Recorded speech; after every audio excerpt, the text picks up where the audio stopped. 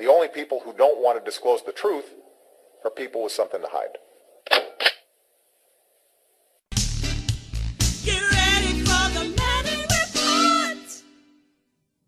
We have a special guest now with an exclusive, Mia Maria Pope, who lived in Honolulu, who is a contemporary of the Mac Daddy Obama. She knew him as Barry Soetoro in the early years there when he was a high school student. And Barry always, according to what Mia is going to say to us in a few moments, identified himself as pretty much as a foreigner, and also as a cocaine-smoking homosexual on the order of Richard Pryor type.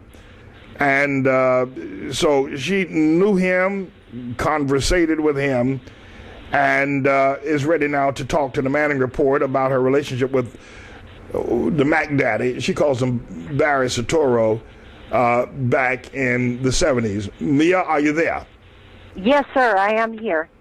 Well, first of all, we thank you for calling us today and informing us of this information you have as a personal reference of Obama.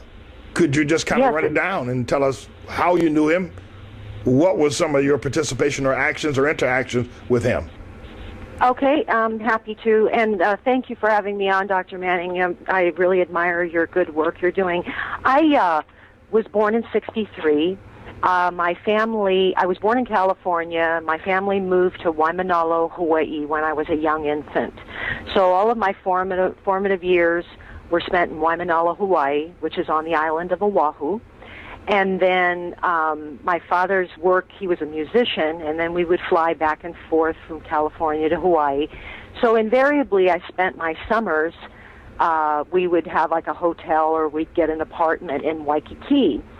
Now, I did not meet or see Barry Soetoro till about 1977. I was about late 13, 14 years old. And, during those years, during the summertime, we as neighborhood kids, we would sort of hang out, and we all sort of, knew each other's business and didn't really have anything to plug into. We pretty much hung out in Waikiki and at the beach and so forth. And I knew of this individual. His name was Barry Soetoro. And he always portrayed himself as a foreign student. And that didn't mean much to me then, but, that's just what we knew about him. And he wasn't really close within my particular circle of friends. He was a little bit older than me. And he very much was within sort of the gay community, which there is a thriving, even back then, gay community in that area, particularly the Diamond Head area. And we knew Barry as just common knowledge that, girls were never anything that he was ever interested in.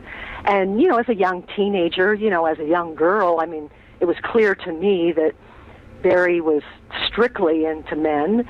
The only people who don't want to disclose the truth are people with something to hide.